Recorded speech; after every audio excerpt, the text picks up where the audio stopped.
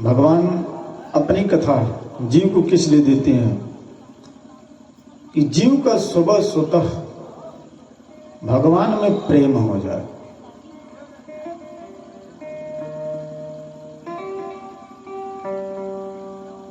माता कौशल्या के सामने जब भगवान श्री राम आए तो माता को अपनी कथा सुनाए। कही कथा सुहाई मात बुझाए। भगवान अपनी कथा स्वयं अपनी माता कौशल्या को सुनाए। बालक बनने से पहले माता समझ गई किस लिए। जेहि प्रकार सुत प्रेम लहे। जिस प्रकार से भगवान से प्रेम हो जाए, पुत्रवत माता को प्रेम हो जाए, तब माता हाथ जोड़कर कहती है, प्रभु की जय शिशु लीलायत प्रेयसे यह सुख परम अनुपम। जब भगवान माता कौशल्या को कथा सुनाए तो माता कहती कि प्रभु शिशु लीला करिए, बालक बन जाइए, जिस प्रकार से मुझको आनंद मिले। तो भगवान बालक बन गए। इसीलिए भगवान महती कृपा से कथा सुनाते हैं, क्योंकि जगत में और कलयुग में कथा ही सार है। कथा से ही भव से बेड़ा पार है। कलयुग केवल हरि गुण गाए, जो चाहत नर भव था। जो भव से पार पाना चाहता है भगवान की कथा को गाए सुने।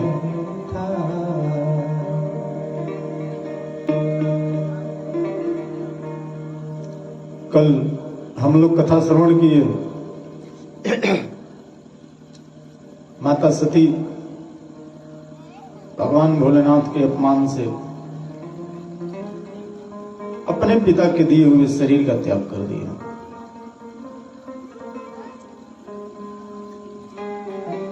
शरीर का त्याग माता ने क्यों किया? और जो श्री दक्ष महाराज जी के घर जो मां भगवती आई है, उनको अपनी कन्या में भेद बुद्धि क्यों हुई?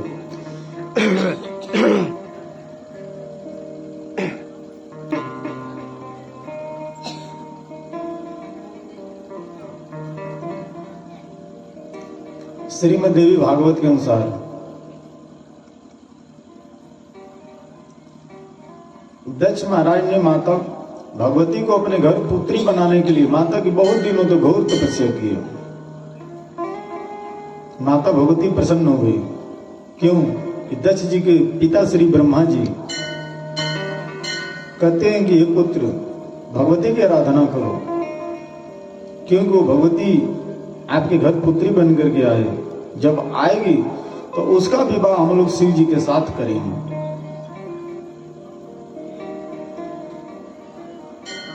तो दक्ष महाराज ने माता भगवती की आराधना किया। जब माता भगवती प्रसन्न हो गई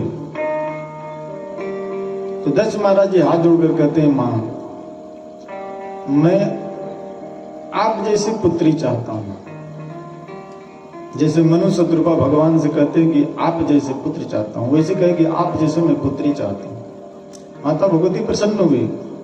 लेकिन माता भगवती कहती है कि मैं आपके घर पुत्री बन करके आऊंगी, लेकिन जिस दिन आप मेरा अपमान कर देंगे उसी दिन मैं आपके घर को त्याग दूंगा। दक्ष महाराज बोले, मां आपका मेरे से अपमान होगा कैसे? मैं आपका अपमान नहीं कर सकता। माता भगवती कहती है, ठीक है, संभाल करके रहना। और जब व्रत चल रहा था, नवरात्र व्रत, यह नवरात्र व्रत सदियों से, जब से सृष्टि है तब से नवरात्र व्रत है। नवरात्र व्रत में दक्ष महाराज जी से गलती हो गई। व्रत में नियम होता है कि पति पत्नी ब्रह्मचर्य के नियम का पालन करें, उनका रहन सहन आसन शुद्ध हो।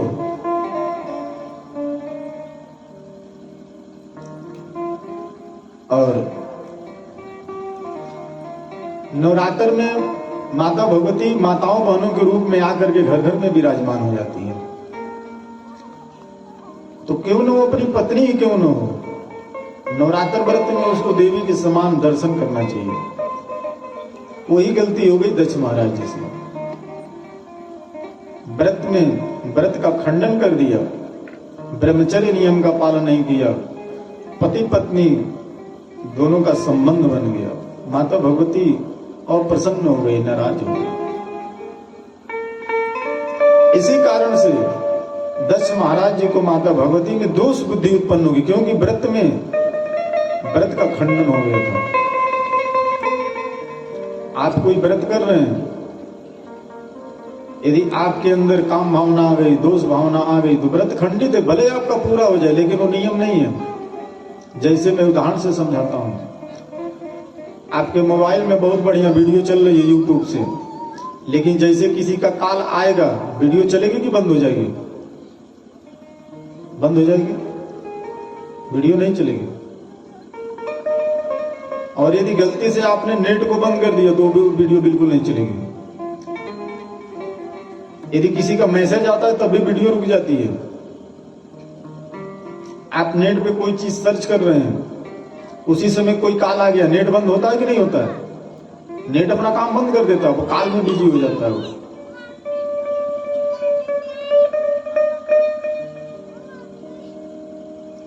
तो जब इस दुनिया का नेट डिस्टर्ब हो जा रहा है तो भगवान तो परब्रह्म परमेश्वर हैं। सो तुम जानो अंतर जामी, वो भगवान अंतर्जामी है, हृदय में विराजमान रहते हैं। पुरवहु मोर मनोरथ स्वामी, मन के मनोरथ को पूर्ण करते हैं। आपके जो मन में जो कामना है ना, उसको भगवान पूरा कर देते हैं। तो कामना क्या है? यदि कथा सुनने की कामना नहीं है तो माता भगवती के प्रति द्वेष बुद्धि हो गई। इसलिए जब कभी भी माता के प्रांगण में आए, कथा सुनने आए, तो पवित्र भाव से आए। यदि पवित्र भाव से नहीं आएंगे तो निश्चय मानिए ऐसा सिर दर्द होगा, ऐसा बदन दर्द होगा, रुकना मुश्किल हो जाएगा। घर पे जाते सब शांति हो जाएगी, क्योंकि शक्तिपीठ है। यहां पे मनमाना आचरण नहीं चल सकता है। माता सबको देख रही है।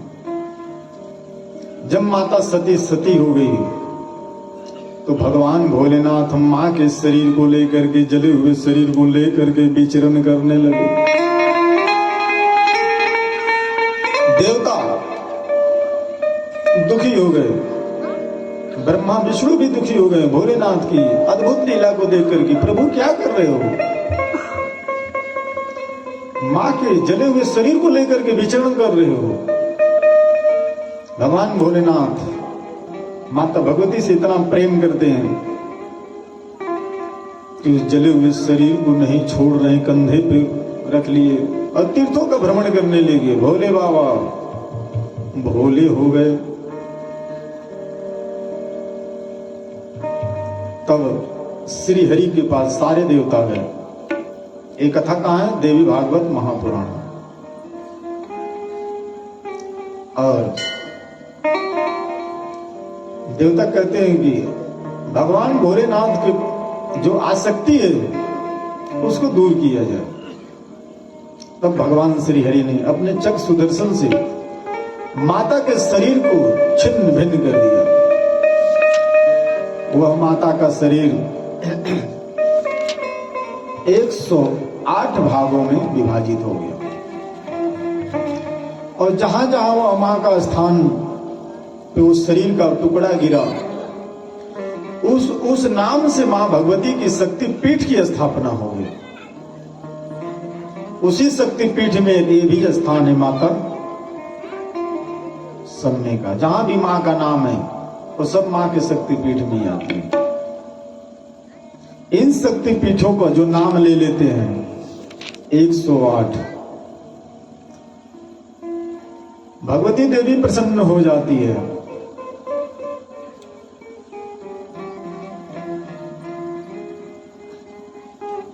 और यहां के रहने वाले लोग यदि चंडाल भी आकर के पूजन करे तो वो भी देवी रूप हो जाता है, माता भगवती के रूप का हो जाता है। माता भगवती उस पर प्रसन्न हो जाती है। जो अपने पितरों के निमित्त, अपने सुख शांति के निमित्त इन शक्ति पीठों में जो भी मनोकामना मांगते हैं वो माता उनकी मनोकामना पूरी करती है। और 108 नामों का जप करने वाले को जो शक्तिपीठ है, संसार में उसके लिए कुछ भी दुर्लभ न तस्य दुर्लभम किंचिन्नमश्यत्य जपापिनः कृत्कृतो भवेन्नूनं देवी भक्ति परायणः। वो देवी भक्त वो देवता भी नमस्कार करते हैं। इसलिए जो काम देवता नहीं कर सकते वो माता भगवती करती है। एक यही घटना घट गई। एक तारकासुर नाम का असुर हुआ। उसने श्री ब्रह्मा जी की घोर तपस्या किया और श्री ब्रह्मा जी प्रसन्न हो गए। श्री ब्रह्मा जी से वरदान मांग लिया कि मुझे अमरता का वरदान दीजिए। श्री ब्रह्मा जी कहते हैं कि हे तारक, इस दुनिया में मैं खुद अमर नहीं हूं। आप लोग आश्चर्य में मत पड़िए, ब्रह्मा जी भी अमर नहीं है।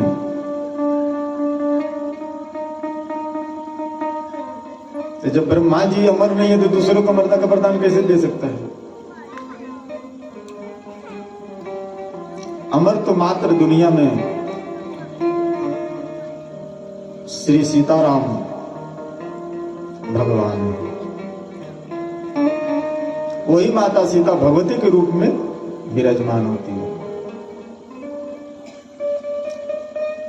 उद्भव स्थित संहार कारणम कलेशहारिणम। वही सृष्टि को उत्पन्न करती हैं, पालन करती हैं और संहार करती हैं।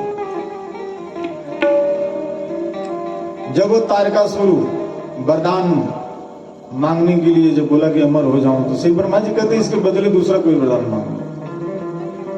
तारकासुर बोला कि मेरी मृत्यु भगवान भोलेनाथ के औरस पुत्र के हाथों हो, क्योंकि उसको पता चल गया कि माता सती सती हो गई और भगवान भोलेनाथ का विवाह दुनिया में अब होने वाला नहीं है। बहुत चतुराई से उसने वरदान मांग लिया। और जब यह वरदान पा गया तो देवताओं पे धावा बोल दिया। देवताओं को मारपीट करके देवलोक छुड़ा दिया। सब देवता अपने गुरु जी के पास गए। देवताओं के गुरु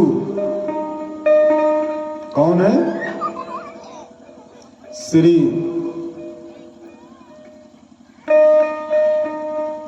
बृहस्पति जी। कहते हैं गुरुदेव, हम सब आपकी शरण में आए हैं। गुरुर्ब्रह्मा गुरुर्विष्णु गुरुर्देवो महेश्वरा गुरुर्साक्षात् परब्रह्मा तस्मै श्री गुरुवे नमः।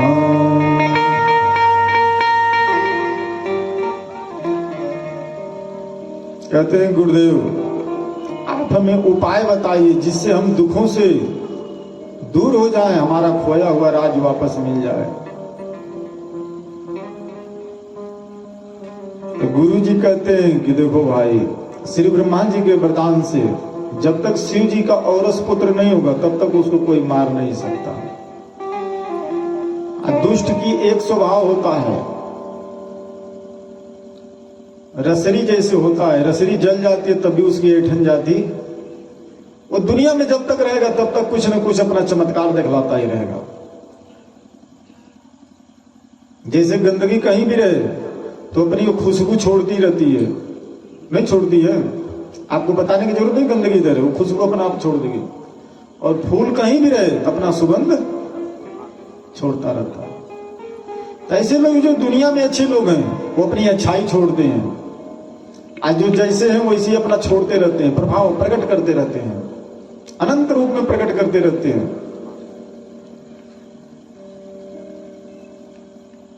तब गुरुदेव कहते हैं कि देखो भाई, वो वरदान पाया है तो भगवान भोलेनाथ का विवाह कराने का उपाय करो।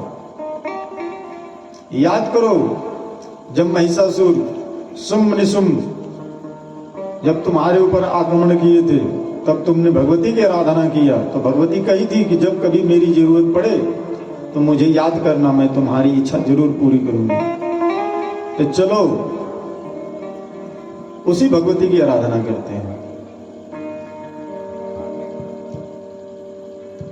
तब सभी देवता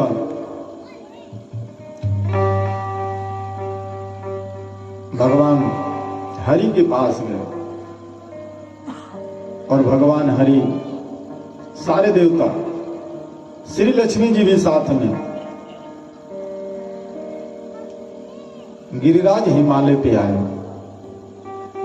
और वहीं पे अम्बा यज्ञ किए। अम्बा यज्ञ नवरात्र में जो यज्ञ होता है 9 दिनों का,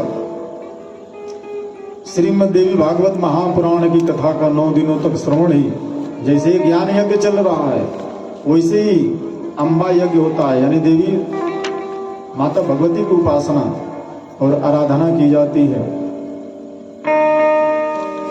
और उस पर्वत राज पे आकर के माता भगवती की स्तुति कर रहे हैं।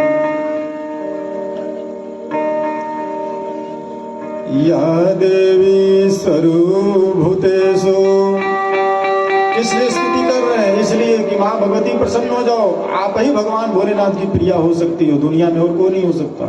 किस लिए प्रिया बन जाओ कि आप जब उनकी प्रिया बनोगी तब आपका जो पुत्र होगा वो हमारे दुखों को दूर करेगा। दुनिया में कोई इतनी आसानी से तप करने वाला नहीं है महाराज। वो देखने में लग रहा है कि बड़ा तपस्वी है, लेकिन उसके दिल में खोट है, कोई न कोई उसके जीवन में लाभ है, कुछ स्वार्थ है उसका, तब जाकर के जब तप कर रहा है। आज जितने उल्टे काम है सब नवरात्र में सिद्ध किए जाते हैं, हाँ या ना? हम कहते हैं कि बड़े तपस्वी बाबा हैं, उनके जीवन में देखोगे तो तपस्या दूर दूर तक नहीं मिलती है।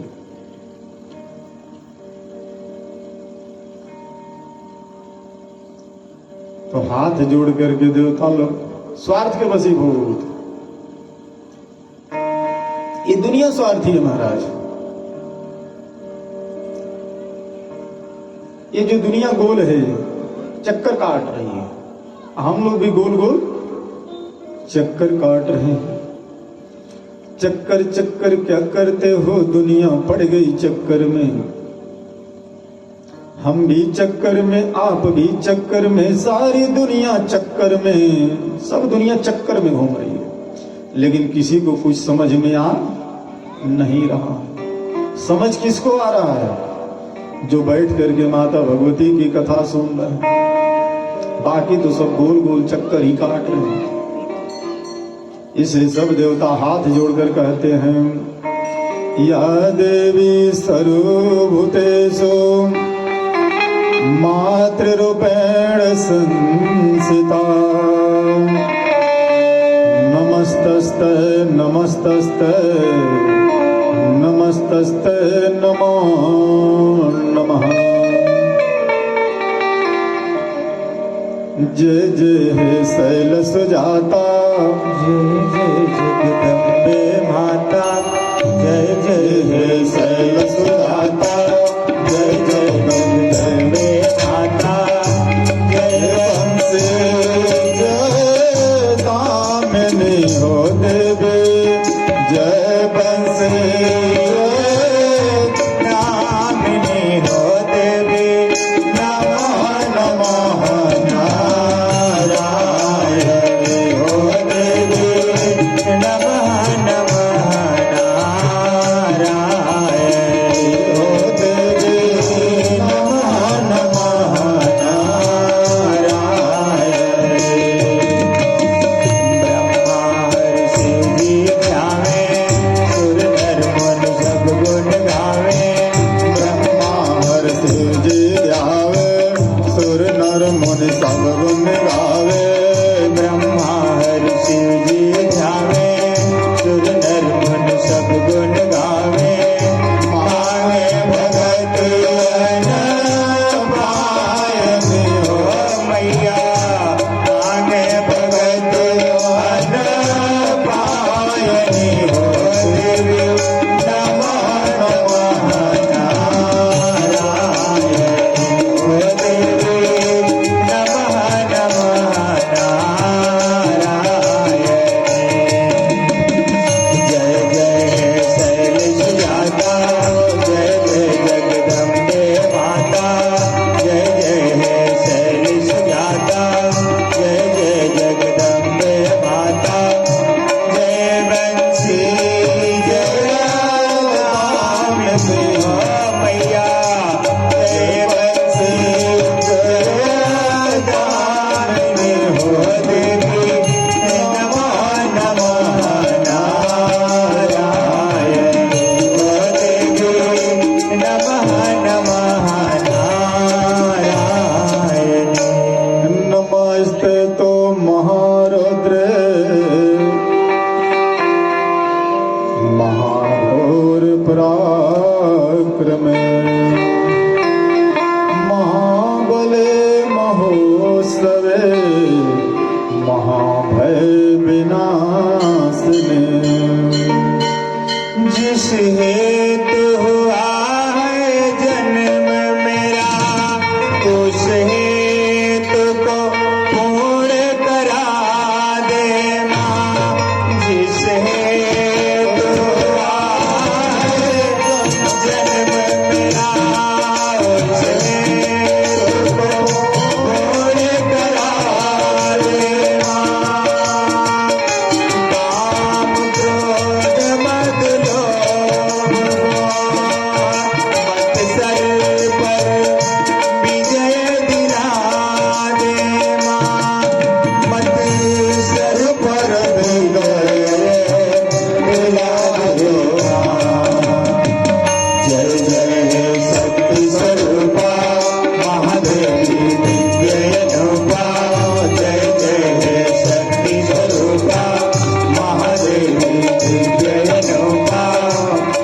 भवंजनी वारिणी हो मैया, भवंजनी वारिणी हो देवी, नमः नमः नारायण हो देवी, नमः नमः नारायण हो देवी, नमः नमः नारायण। सर्वस्वरूप सर्वस, सर्वशक्ति समन्वित, भय भयस्त्राहिनो देवी, दुर्गा देवी नमोस्तुते। हे दयामयी हे कल्याणी, हे मात भगवती मर्दानी, हे दयामयी हे कल्याणी, हे मात भगवती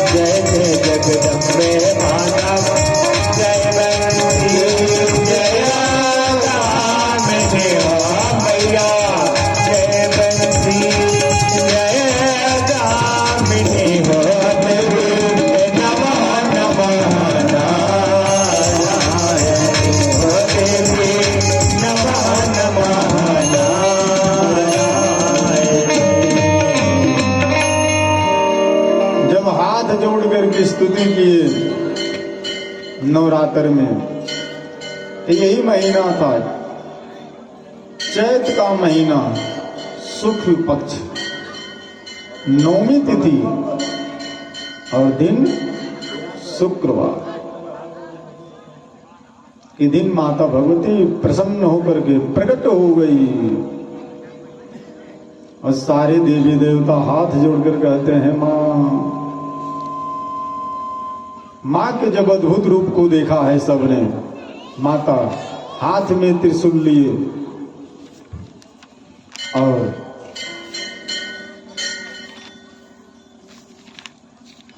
शेर पे सवार है। कहते हैं मां, आपके रूप को देख करके सब देवता कहते हैं मां, आपका जो सुंदर रूप है अद्भुत है।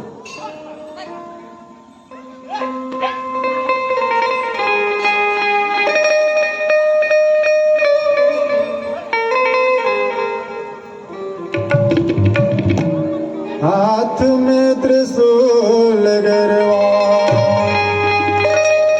सोनवा के हार, रूपवा मनवा मोहतवा, रूपवा मनवा मोहतवा, बड़ी माई शेर पर सवार, रूपवा मनवा मोहतवा, बड़ी माई शेर पर सवार, रूपवा मनवा मोहतवा।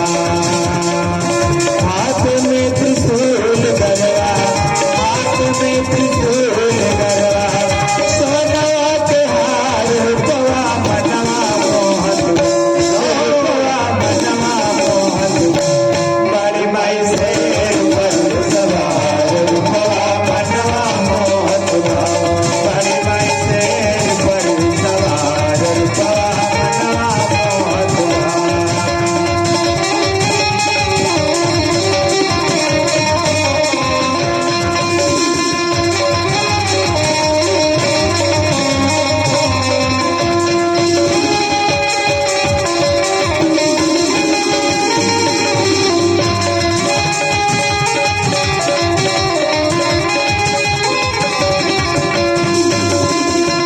एक हाथ जप दूजे सोए तलवरिया, भक्तन के गूंजत बाटे भारी जय करिया।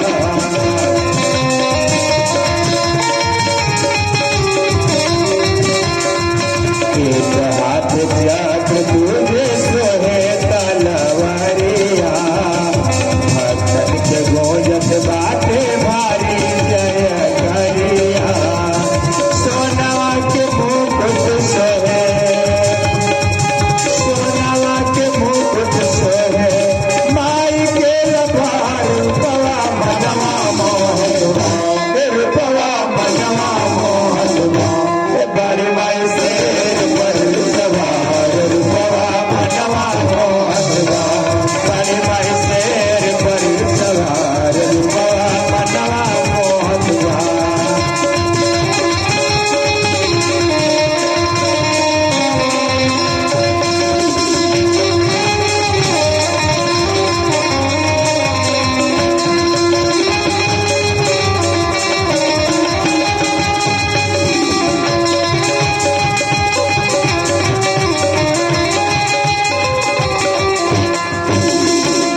गदा सोहे फूल सोहे, तिरिया धनोहिया, गदा सोहे तीर सोहे, तिरिया धनोहिया। लाल रंग साड़ी में चाँद सी मूर्तिया, लाल रंग साड़ी में चाँद सी मूर्तिया। एक हाथ ओम धारे, एक हाथ ओम धारे, सृष्टि के सिंगार, रूपवा मनवा मोहतवा, रूपवा मनवा मोहतवा। बड़ी माई शेर पर सवार, रूपवा मनवा मोहतवा, बड़ी माई शेर पर सवार।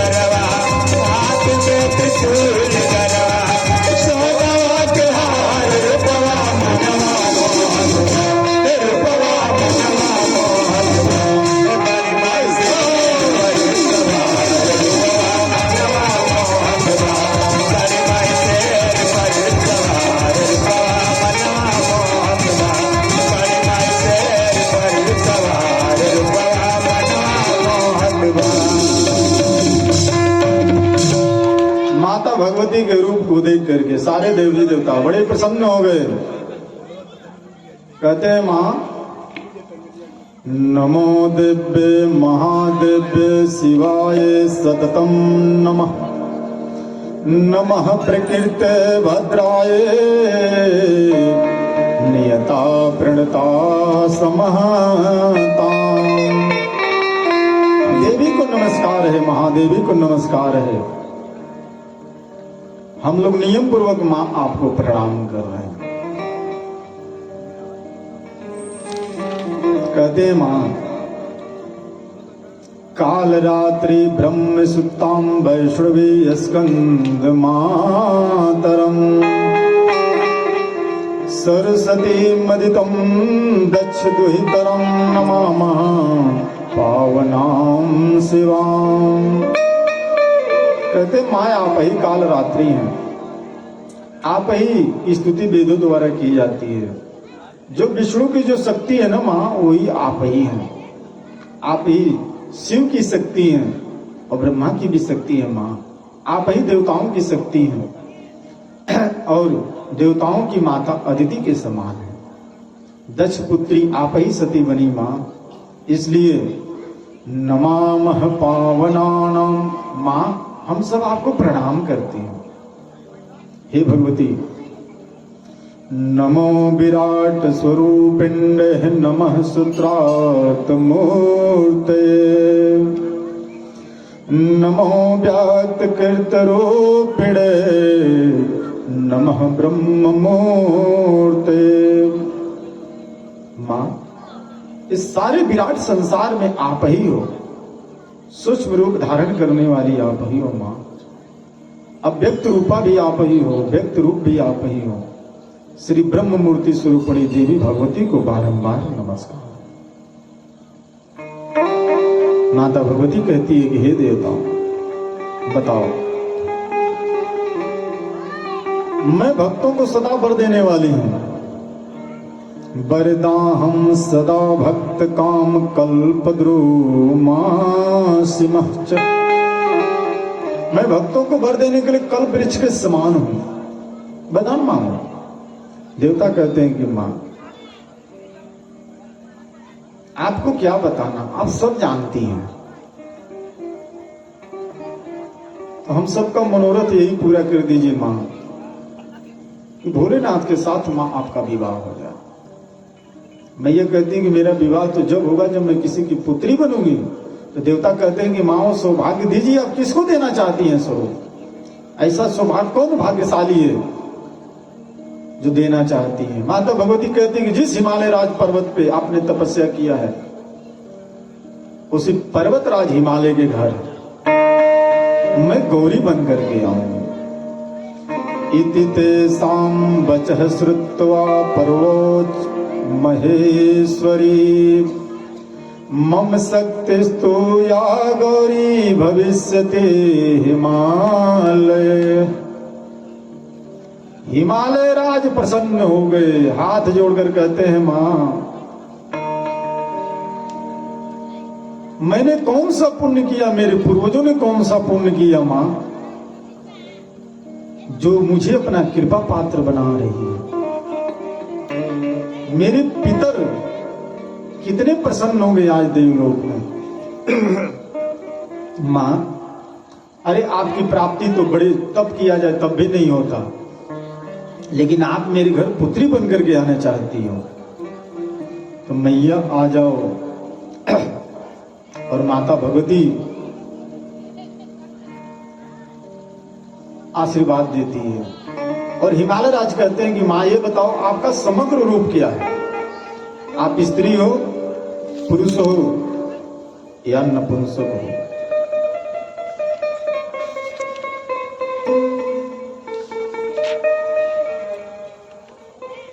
अब आप लोग भी थोड़ा इस पे सोच विचार करिए। जो माता हमको जन्म दिया है वही एक बालक को भी जन्म देती है, कन्या को भी जन्म देती है। अब बताइए वो स्त्री है कि पुरुष है? जिसका जो बीज होता है उसको वही जन्म में आता है। गेहूं का बीज है तो गेहूं ही निकलेगा, धान नहीं निकलेगा। शब्दों पे मेरे ध्यान दीजिएगा, बुद्धि इसमें बहुत लोगों की चकराएगी। गेहूं का बीज है तो गेहूं ही निकलेगा धान, आम के बीज से आम ही निकलेगा, कटहल नहीं निकलेगा।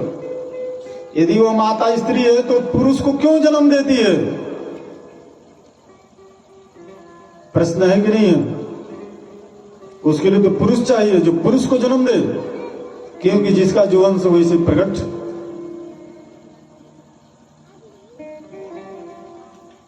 तो माता भगवती कहती है, अरे ना मैं स्त्री हूं ना पुरुष हूं, ना मैं नपुंसक हूं, तो क्या हो मैया? मैया कहती मेरे में और ब्रह्म में कोई भेद नहीं है।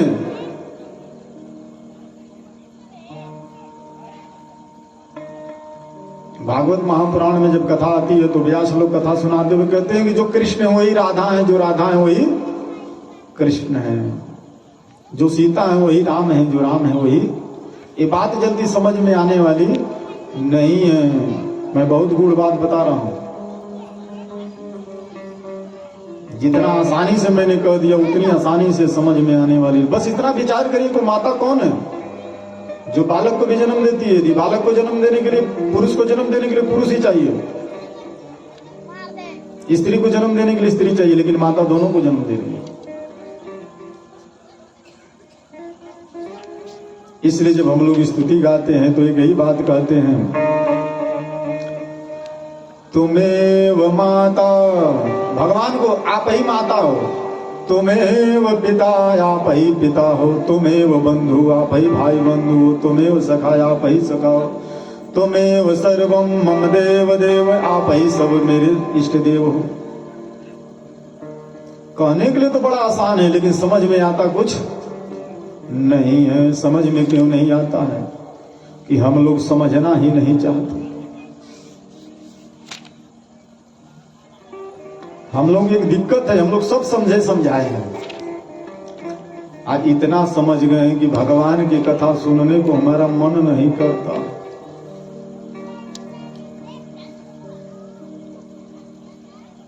और माता पार्वती जी भगवान भोलेनाथ से उत्तर कांड में कहती है, राम कथा जे सुनत घाये,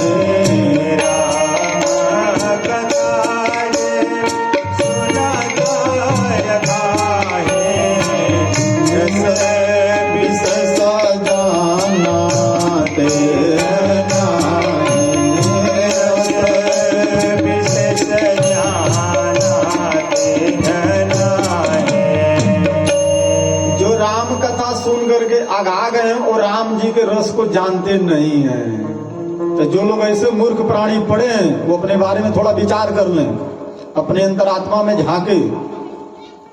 और रावण भी इस बात को कहता है, जब माता सीता को हरण करने की बात आई, तामस देह नहीं, तामसी देह से भजन कीर्तन नहीं हो सकता। बात मेरी समझ में आ रही है? हाँ, तामस मने पापमय शरीर से। अरे भजन करे कोई सूरमा, कामी क्रोधी लोभी, इनसे क्रोधी लालची, जाओ इनसे भजन न हो। भजन करे कोई सूरमा, जाति ब्रह्म सबको।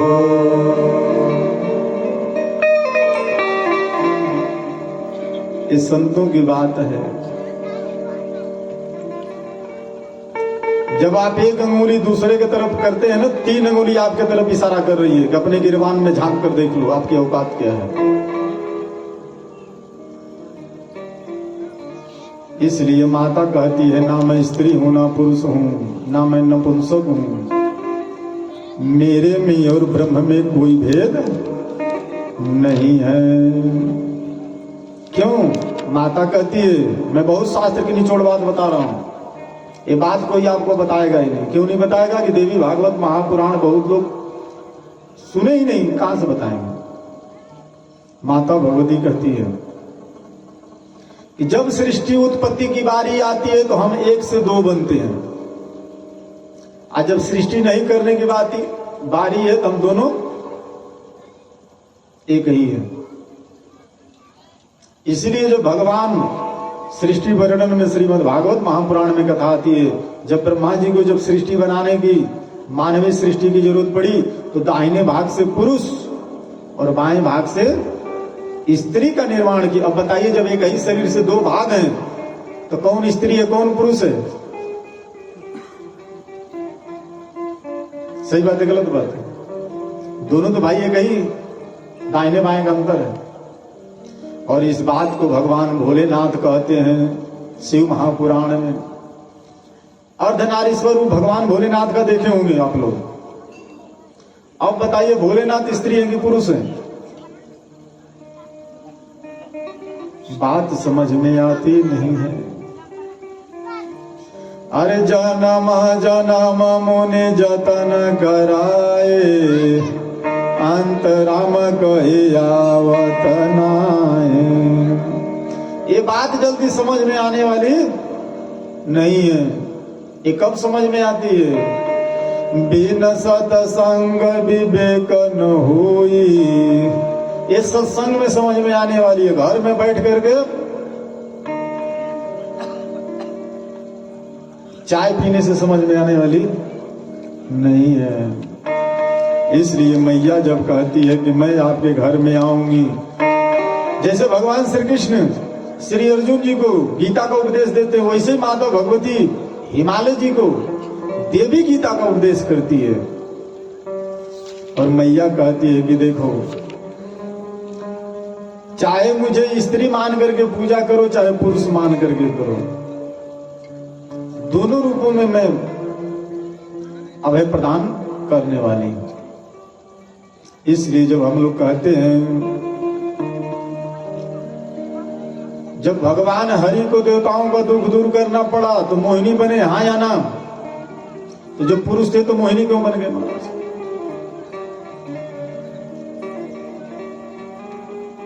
ये जो स्त्री पुरुष का भेद है आत्मा में नहीं है। आत्मा ना तो स्त्री है ना तो पुरुष है, मूल बात समझ लीजिए। अब कहने का मतलब, महाराज मोबाइल में जो सिम है ना वो सैमसंग की है ना रेडमी की है। बात मेरी समझ में आ गई? हाँ, वैसे ही हमारा यह आत्मा है, ना स्त्री है ना पुरुष है। जिस शरीर में प्रवेश कर गया, ये लाइट है जनरेटर से आ रही है, इस बल्ब में पड़ गई तो सफेद उजाला दे रही है, लाल बल्ब में पड़ेगी तो लाल उजाला, इस माइक में आ गई तो हेलो मिस्टर डॉग की आवाज करा रही है, उस बिंजू में पड़ी है टिंग टिंग टिंग टिंग दिला रही है, तबले पे ढम ढम ढम ढम दे रही है, नहीं दे रही है? अब बताओ लाइट का क्या रूप है?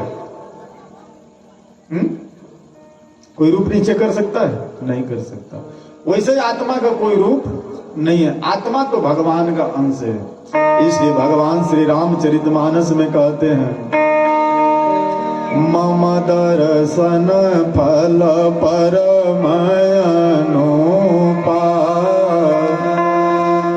जीव पावन जब परम स्वरूपा। मेरे दर्शन का यह परम फल है कि जीव अपने स्वरूप को प्राप्त हो जाता है। तो जो भगवान की कथा है, श्री रामचरितमानस और भगवान में कोई भेद नहीं है। श्रीमद् देवी भागवत और माता दुर्गा में कोई भेद, श्रीमद् भागवत और भगवान श्री कृष्ण में कोई भेद नहीं। वो देखने में हमको ऐसा लग रहा है। इसीलिए गोस्वामी जी कहते हैं, श्री राम में सब जगत जानी। और इसी बात को भोलेनाथ माता भवानी से कहते हैं, मैं जानता हूं भगवान कहाँ है। हरि व्यापक सर्वत्र समाना, प्रेम से प्रगट होय मय जाना। भगवान सब जगह समान रूप से व्याप्त हैं, लेकिन प्रकट कैसे होते हैं? प्रेम, प्रेम यानी भक्ति। तो माता कहती है कि हे हिमालय, आत्मानं रथितं विद्धि शरीरं रथमेव तो बुद्धिं तु सारथिं बुद्धि मनः प्रज्ञमेव च। जीवात्मा रथ का स्वामी है। जो जीव आत्मा है ना, ये शरीर रथ है, इसका जो स्वामी है वो जीव आत्मा है। इसमें जो सारथी है, रथ में सारथी होता है ना, जो रथ को आगे पीछे लेके चलता है, वो बुद्धि है। और जो लगाम है ना, लगाम रहती है घोड़ों की, वो मन है। आज जो घोड़े हैं वही हमारी इंद्रियां हैं। 5 ज्ञान इंद्रियां और 5 कर्म इंद्रियां। इन इंद्रियों को, घोड़ों को लगाम के द्वारा काबू किया जाता है। तो इन इंद्रियों का लगाम है मन। मन का सारथी है बुद्धि। इसलिए कहते हैं बुद्धि से सोच विचार करके काम। यदि सारथी ढीला पड़ जाए तो घोड़ा तो अपने आप स्पीड से चलेगा महाराज। पता चलेगा एक घोड़ा इधर, दूसरा घोड़ा इधर, रथ पे जो बैठा हुआ व्यक्ति बीच में लटक जाएगा वो। तो हम लोग अपने इंद्रियों को काबू में करें, कैसे? बुद्धि द्वारा। आप बुद्धि कहां प्रबल होती है? बिन सत्संग विवेक न। बात मेरी समझ में आ गई? हाँ, और बुद्धि कहीं मिलने वाली नहीं है। सोमरस के दुकान पे बुद्धि नहीं बिकती है।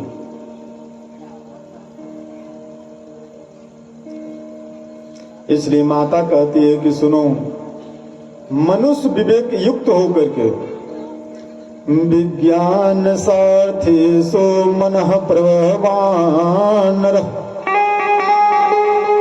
जो मनुष्य विवेक युक्त बुद्धि के द्वारा सारथी संपन्न यानी बुद्धि से मन लगाम द्वारा इन इंद्रियों को अपने बस में रखता है। जैसे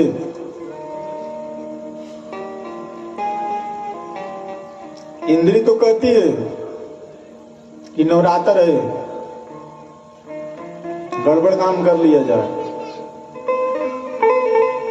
तो इंद्रियां घोड़ों को, जो लगाम को खींचती हैं, घोड़ा खींचता है ना लगाम को, तो मन उधर ही जाएगा।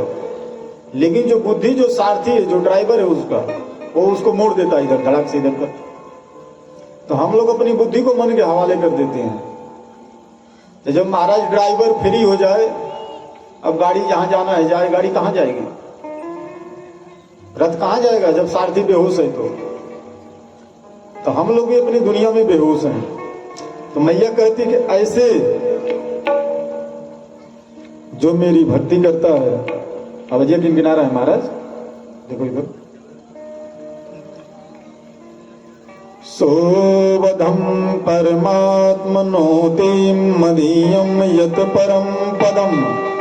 वह संसार सागर से पार होकर के मेरे परम धाम को प्राप्त होता है। वह कौन? जो अपनी इंद्रियों को, मन को, वाणी को पवित्र करके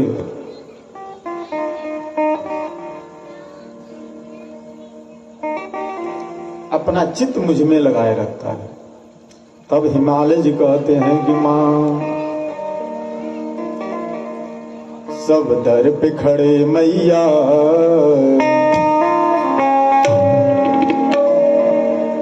सब दर पे खड़े मैया, बस तुमको पुकारा है। सब दर पे खड़े मैया, तुमको पुकारा है।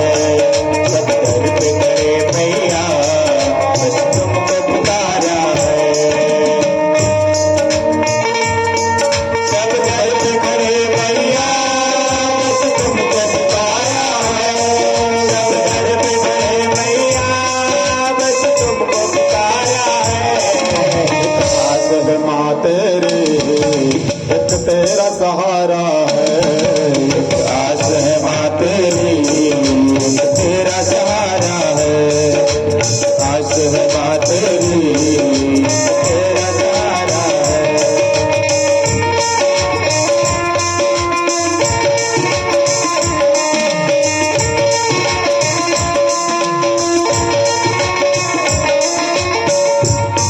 क्या भेंट करे तुमको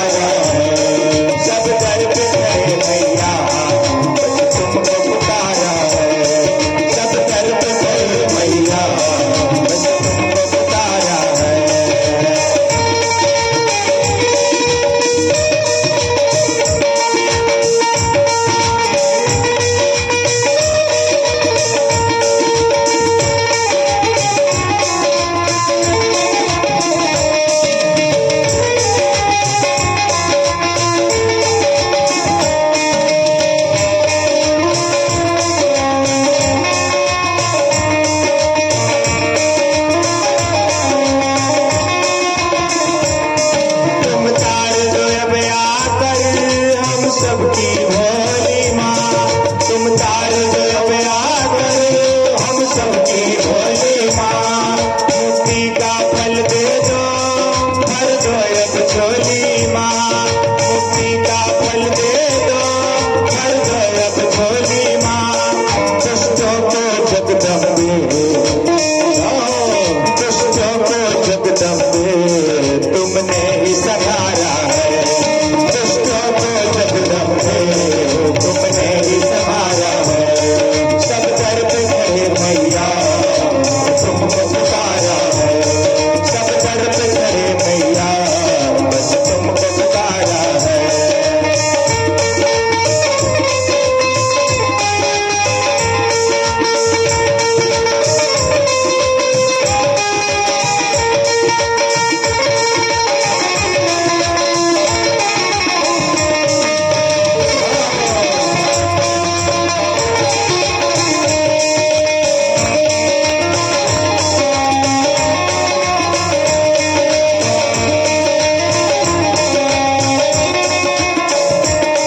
माँ हम तो भिखारी हैं, तू दान दया का दे।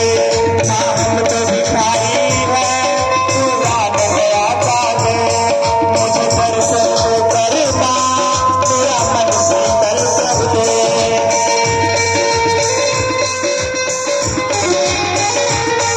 माँ हम तो भिखारी हैं, तू दान दया का दे। मुझे दर्शन दे कर माँ, मेरा मन शीतल कर दे। भक्तों की मुश्किल को, भक्तों की मुश्किल को तुमने ही संवारा है। भक्तों की मुश्किल को तुमने ही संवारा है। एक आस है माँ तेरी, एक तेरा सहारा है। एक आस है माँ तेरी, एक तेरा सहारा है। सब दर पे खड़े मैया तुमको पुकारा है। सब दर पे खड़े मैया तुमको पुकारा है। सब दर पे खड़े मैया बस तुमको पुकारा है। माता भगवती अंदर ध्यान हो गई और हिमालय जी कहते हैं कि माँ जल्दी आकर के हमको तार दो। और वही माता भगवती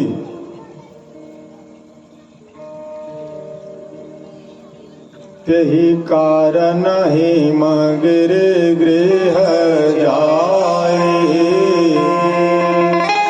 जन्मे पार्वती तन पाई।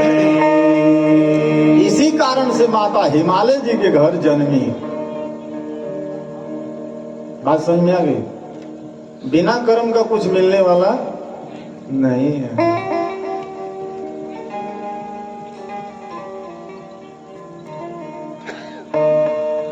याज्ञवल्क्य जी भारद्वाज जी से कहते हैं, जबत उमा शैल गृह जाए, सकल सिद्ध संपत्ति तह छाए।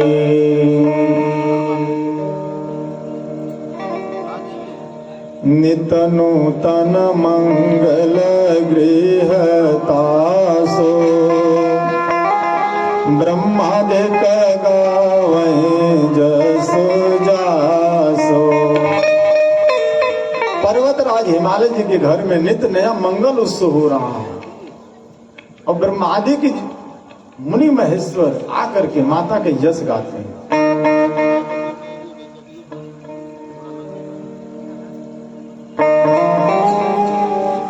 जहां माता भगवती स्वयं पुत्री बन करके आई हो, सोचिए वहां का वैभव क्या होगा, जो सब कुछ देने वाली है। माता मैना बड़ी प्रसन्न है, हिमालय राज बड़े प्रसन्न है और पुत्री के आने में बड़ी खुशियां मनाई जा रही है।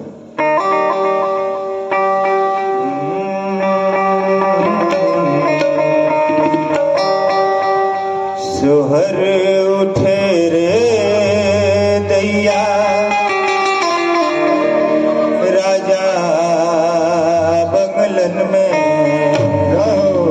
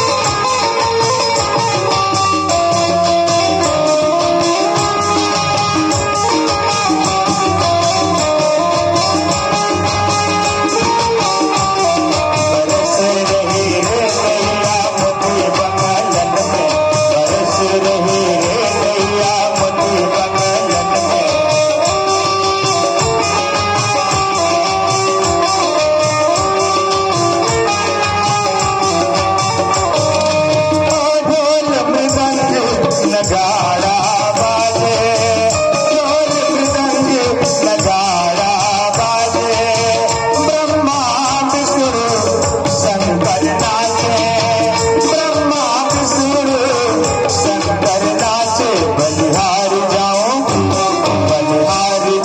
रे मैया तेरे चरणन में, बलिहार जाओ रे मैया तेरे चरणन में। बरस रही रे नैया मोती बंगलन में, बरस रही रे नैया मोती बंगलन में, बरस रही रे नैया मोती बंगलन में, बरस रही रे नैया मोती बंगलन में, बरस रही रे नैया मोती बंगलन में, बरस रही रे नैया मोती बंगलन में। जन्म उत्सव माताएं बहनें सोहर गा रही हैं। उसी बीच में श्री नारद बाबा बीड़ा लेकर के पहुंच गए वहां। श्रीमन्नारायण नारायण नारायण, श्रीमन्नारायण नारायण नारायण, श्रीमन्नारायण नारायण नारायण, भजमन नारायण नारायण नारायण, श्रीमन्नारायण नारायण नारायण, श्रीमन्नारायण नारायण नारायण नारायण नारायण। जब श्री नारद बाबा आए हैं तो हिमालय राज बड़े प्रसन्न हुए और नारद बाबा को जल से चरण धुलवाए, आसन दिया, स्त्री सहित नारद जी के चरणों में सिर झुकाया और अपनी पुत्री माता पार्वती जी को ला करके प्रणाम कराया। पिता को अपनी पुत्री की चिंता यही रहती कि मेरी पुत्री का भाग्य यानी इसका वर कैसा मिलेगा। और वही बात श्री हिमालय जी की भी है। श्री हिमालय जी हाथ जोड़कर कहते हैं कि हे मुनिराज, आप त्रिकालदर्शी हैं, सर्वज्ञ हैं, सबको जानते हैं, तो मेरे कन्या के गुण दोष को विचार कर कहिए, इसके गुण क्या है, दोष क्या है, इसका वर कैसा मिलेगा। श्री नारद जी तो सब जानते हैं, लेकिन रहस्ययुक्त वाणी को, रहस्ययुक्त बात को कोमल वाणी से मुस्कुरा कर कहते हैं, सुता तुम्हारे सकल गुण खाने। इसके गुण बताता हूं, जो तुम्हारी आपकी कन्या है ना, सारे गुणों की खानी है। स्वभाव से सुंदर, सुशील और बड़ी समझदार है। इनका नाम है उमा अंबिका भवानी है, सब लक्षणों से संपन्न है। ये अपने पति की सदा प्यारी होगी और इसका जो वर होगा ना, अचल होगा। और आप लोग इसके जस से पूरे संसार में जस पाएंगे। इनकी जो भी पूजा करेगा, होई हही पूजा सकल जग माहे, यही सेवत कछु दुर्लभ नाहि। इनकी पूजा करने यानी माता भगवती की पूजा करने से, पार्वती जी की, वही माता सम्य है, वही माता दुर्गा, वही माता काली, सब रूपों में वही मैया विराजमान है। इसीलिए बुद्धि की देवी, बुद्धि चाहिए तो सरस्वती जी के पास, धन चाहिए लक्ष्मी की देवी माता लक्ष्मी जी के पास, शक्ति, शक्ति की देवी माता दुर्गा जी, सब कुछ माताओं के पास ही है। तो बिना माता की उपासना किए हमें कुछ भी दुनिया में मिलने वाला, यदि वो मां नहीं होती तो हम इस दुनिया में नहीं होते, और वो माता भगवती नहीं होती तो ब्रह्मांड ही नहीं होता। इसलिए भगवान कहते हैं ये सब मेरी माया का खेल है, मैं तो कुछ करता ही नहीं। और माता खेला क्यों करती है? भगवान को रिझाने के लिए, भगवान उसी से प्रसन्न रहते हैं। तो कहते हैं कि इनकी पूजा करने से सब कुछ सुलभ होगा। आज जो स्त्रियां होंगी, जो पतिव्रत धर्म का पालन करने वाली होंगी ना, इनका नाम लेकर के अपने परिव्रत धर्म का निर्वाह करेंगे। क्यों? ये पतिव्रताओं में सबसे श्रेष्ठ है। आपकी कन्या के सुलक्षण तो बहुत हैं, लेकिन 2-4 अवगुण हैं। क्या अवगुण है? इसका जो वर होगा, अगुणयमान मातो पेतो हीना उदासीन सब संशय छीना। गुणहीन होगा, मानहीन होगा, माता पिता नहीं होंगे उसके, उदासीन होगा, संशयहीन यानी लापरवाह होगा, योगी जटाधारी निष्काम हृदय नंगा मंगल भेष वाला होगा। ऐसा पति इसको मिलेगा। इसके हाथ की रेखा बता रही है। जब श्री हिमालय जी माता पार्वती जी की जो माता मैना जी जब सुने और सखिया सुनी, दुख हुआ, लेकिन माता पार्वती जी को मन ही मन प्रसन्नता हुई। क्यों? ये तो सब मेरे गुण प्रभु के हैं। श्री हिमालय जी कहते हैं नारद जी से, ये बताओ, अरे कोई उपाय भी है? श्री नारद जी कहते हैं कि ये उपाय है। एक क्या है? देखिए, आपको बीमारी है, डॉक्टर के पास जाएंगे तो रोग बताएगा, सोखा के पास जाएंगे तो धोखा दे देगा, और संत महात्मा के पास जाएंगे तो कहेगा बेटा राम राम को। ठीक कहता है ना? तो अब आपको निश्चय करना है कि हमको जाना कहाँ है। धोखा में जाना है या दवाई करा के ठीक हो जाना है? यदि धोखे वाली बात सही होती, धोखा मैंने सोखा मारा, सीधी सी बात है, तो आज हमारी जो सेना बॉर्डर पे जो लड़ रही है ना, लड़ने की जरूरत नहीं पड़ती। उन सुखों को ले जाओ, 2-4 भूत उत्पन्न कर दो, सब पाकिस्तान में अटैक कर देते महाराज, रात रात में। नहीं कर देते? लड़ने की जरूरत नहीं है। इतने बड़े बड़े मेडिकल कॉलेज खोलने की जरूरत नहीं महाराज। अरे जब वो बैठे बैठे रोग को ठीक कर दे रहा है, तो 20 लाख 25 लाख MBBS में बनाना जरूरी है उसको? इतना बढ़िया बेचारे को एग्जाम देना पड़ता है, रात दिन लड़का करता है, तब जब MBBS की तैयारी करता है। और बिना पैसे का जो गांव का अनपढ़ है वो धोखा बन गया है, सबको इलाज कर रहा है महाराज। बड़े दूर दूर से लोग आ रहे हैं उसे इलाज कराने के लिए। बाहरी जमाना। यदि वो सही होता तो आज मेडिकल कॉलेज बंद हो गए होते। सरकार एक धोखों की लाइन लगा देती, भाई इनको भर्ती करो। ये तो बढ़िया से बिना चीरा फूक का मेडिकल कर रहे हैं। नहीं कर रहे हैं? कोरोना में एक भी सोखा दिखाई नहीं दिया महाराज, 2-4 तो उसमें भी टपक गए। कोरोना में कोई नहीं है कि मैं बचाने आ गया हूं।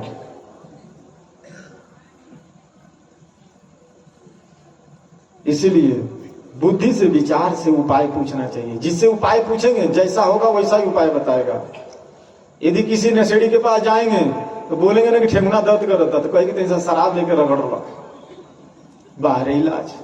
यदि शराब, यदि ठेंगुने का दर्द होता तो हर मेडिकल स्टोर में शराब बिकता महाराज। नहीं बिकता भाई। ठेंगुना की दवाई डॉक्टर क्या करता? हड्डी का डॉक्टर क्या करेगा वो? तो ऐसे ऐसे इलाज है हमारे यहाँ। इसीलिए हम किससे उपाय पूछ रहे हैं? इसका उपाय विचार कौन करेगा? हमें ही करना पड़ेगा।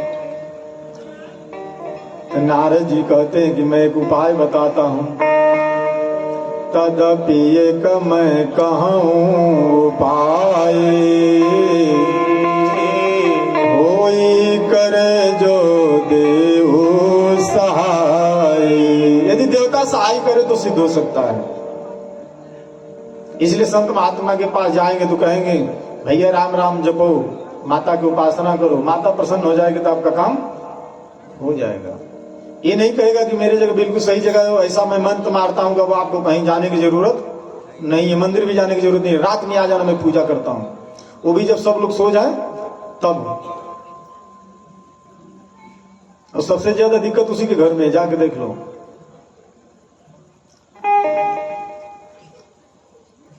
तो नारद बाबा कहते हैं मैंने जो जो वर बखान किए ना सब शिव जी में मंगल के रूप में है।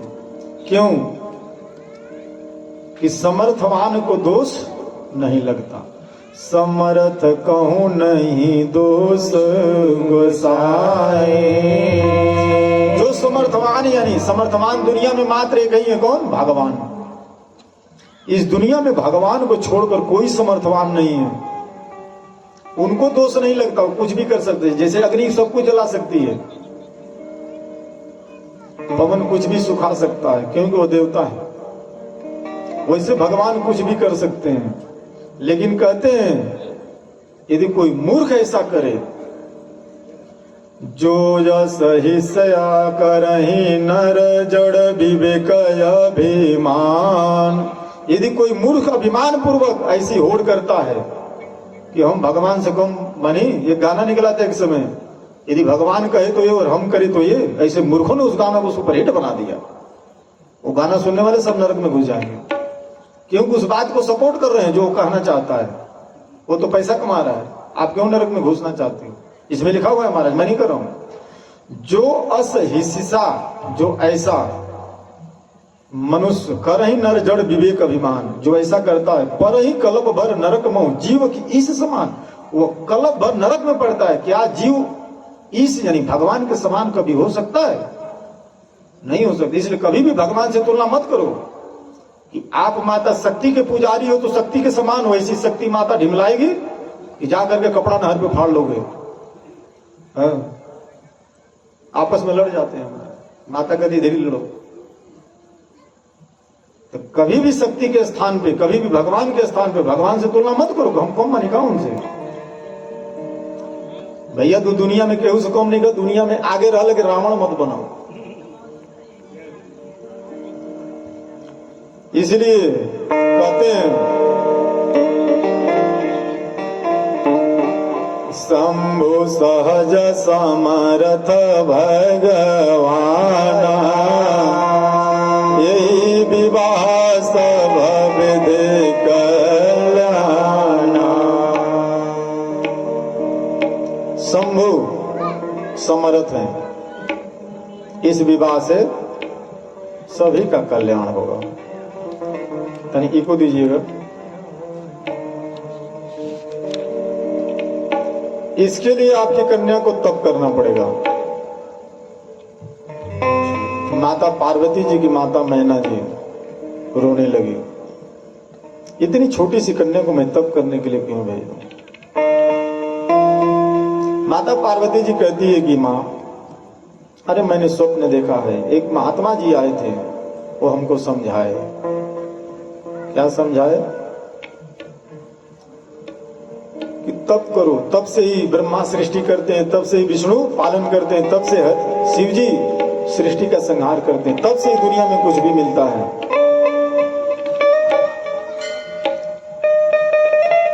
माता पार्वती जी अपनी माता को मना करके जब चली तो माता मैना उदास हो गई। पिताजी हिमालय महाराज भी उदास हो गए कि कन्या चली गई।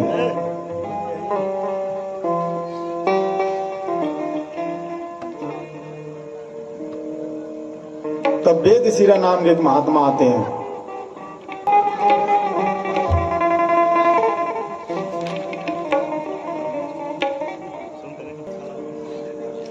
माता पार्वती जी तपस्या करने गई।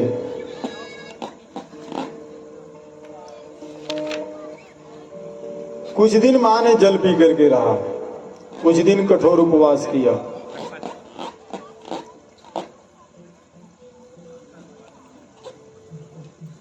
एक 1000 वर्षों तक मां ने मूल माने कंदमूल खा करके जीवन बिताई और 100 वर्ष साग खा करके, यानी 1100 वर्ष। उसके बाद केवल जल और वायु को पी करके 3000 वर्षों तक माता भगवती ने आराधना किया। कितना हो गया? 3000, 1100, 4100। और मां ने अंत में सूखे पत्ते भी खाना छोड़ दिए। तब एक मां का नाम पड़ा अर्पणा। उसी समय आकाशवाणी हुई, ये देवी आपका मनोरथ सफल होगा। आप जिस मनोरथ को लेकर के तपस्या कर रही हो मनोरथ सफल होगा। आपके जब पिताजी बुलाने आए तो चले जाना, हठ नहीं करना। इधर भगवान श्री राम भगवान भोलेनाथ के सामने प्रकट हो गए और भगवान श्री राम भोलेनाथ से समझाते हैं, कहते हैं कि देखो, जो सती जी थी वो हिमालय जी के घर पुत्री बन करके आ गई है, उनका नाम पार्वती पड़ गया है। तो मैं चाहता हूं कि आपने मेरे लिए अपनी पत्नी का त्याग किया, भक्ति का निर्वाह किया, इसलिए मैं चाहता हूं कि मेरे लिए ही, मेरी खुशी के लिए उस देवी से विवाह कर लो। देखिए भगवान कितने कृपालु हैं। भगवान के क्या नाम है? प्रगटे राम कृतज्ञ कृपाला।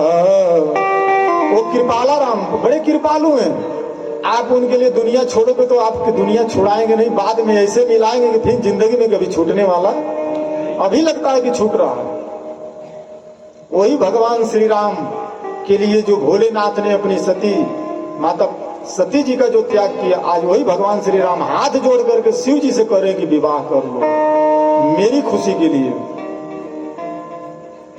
क्योंकि अब आप विवाह करोगे तब जिंदगी में आप लोगों का बिछड़न नहीं होगा। शिव जी कहते हैं ये उचित नहीं है, लेकिन फिर भी मातो पिता गुरु प्रभु के बारे विनय विचार करिय शुभ जाने।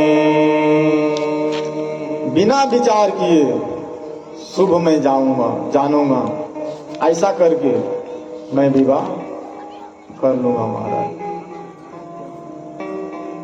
सप्तऋषि लोग आते हैं, माता पार्वती जी को समझाते हैं, कहते हैं कि देवी आपने जिसके लिए तपस्या किया रे उससे सुंदर सुंदर दुनिया में बहुत बार घूम रहे हैं। माता पार्वती जी कहती है कि जन्म जन्म के मेरे वही पति हैं, मन वचन से मेरे पति हैं, जैसे भी हैं मेरे लिए बड़े सुंदर हैं। जन्म जन्म भरी रगर हमारी, इसलिए जब तक ये सांस रहेगी या तो मैं भोले की अर्धांगिनी बनूंगी, नहीं तो बनने वाली नहीं हूं। मैया कहती है हाथ जोड़ करके हे सप्तऋषियों हर सांस में मेरे भोले का सुमिरन हो, हर सांस में हो सुमिरन तेरा, यूं बीत जाए जीवन मेरा, हर सांस में हो सुमिरन तेरा, यूं बीत जाए जीवन मेरा, हर सांस में हो सुमिरन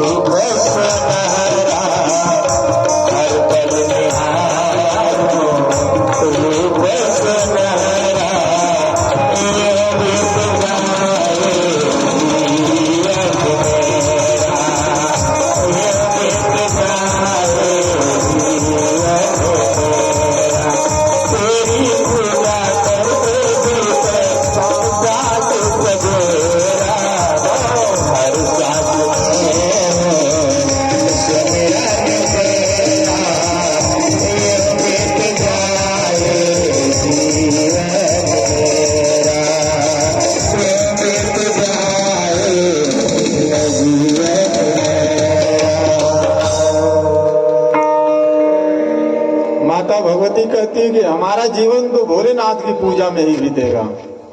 सब सिद्धि लोग, सब ऋषि लोग प्रसन्न हो गए, हिमालय जी के पास गए और लगन पत्रिका बनी श्री ब्रह्मा जी द्वारा। एक लगन पत्रिका श्री हिमालय जी को और दूसरी लगन पत्रिका भगवान भोलेनाथ को। देखिए, विवाह की पद्धति है शुभ तिथि, शुभ नक्षत्र, ग्रह देख करके शुभ काम करना चाहिए, क्योंकि समय अनुकूल हो और काम आप करेंगे तो आपका काम जल्दी, आसानी से और बढ़िया काम हो जाएगा। आज समय विपरीत हो, जैसे पता चले कि अभी चक्रवात आने वाला है, आप कहोगे अभी मैं टेंट खड़ा करूंगा, खड़ा करके देख लो, बात मेरी समझ में आ रही है? यदि मौसम विभाग पहले अलर्ट कर दिया तो सावधान हो जाओ। तो जो हमारा विज्ञान मौसम विभाग है, जो बताता है कि अभी ये समय होने वाला है, तो वही हमारे ज्योतिष बताते हैं। ज्योतिष मैंने टोटली विज्ञान है, उसको विज्ञान ही कहते हैं, लेकिन उसका शब्द रख दिया कि ज्योतिष। शास्त्र हमारा पूरा विज्ञान है। ऋषि का मतलब होता है वैज्ञानिक। जो हमारे संत महात्मा जिनको ऋषि उपाधि दी गई है, मुनि अलग होते हैं। मुनि माने जो भगवान के नाम को जपते हैं, ऋषि अलग होते हैं, महात्मा अलग होते हैं, साधु अलग होते हैं। वो जैसा जिसका काम है, सब एक ही समान नहीं है। ऋषि उनको कहते हैं जो वैज्ञानिक, जो खोज करते हैं, जैसे विश्वामित्र महामुनि भी हैं और ज्ञानी भी हैं और ऋषि भी हैं। वो खोज करते हैं सृष्टि के कार्य के लिए कि कैसे सृष्टि आगे बढ़ेगी, कैसे सृष्टि में मंगल होगा। पहले जो खोजें होती थी दैवी शक्ति संपदा से होती थी, आजकल भौतिक संपदा से होती है, क्योंकि भौतिक भी भगवान है, भौतिक में भी उन्हीं का अंश है, प्रकृति में भी उन्हीं का अंश है, दैवी में भी उन्हीं का अंश है। दैवी कृपा से हमें कुछ करने की जरूरत नहीं पड़ती, आसानी से काम हो जाता है। सतयुग त्रेता में भगवान की भक्ति से, भगवान की आराधना से सुख संपत्ति धन पा जाते थे।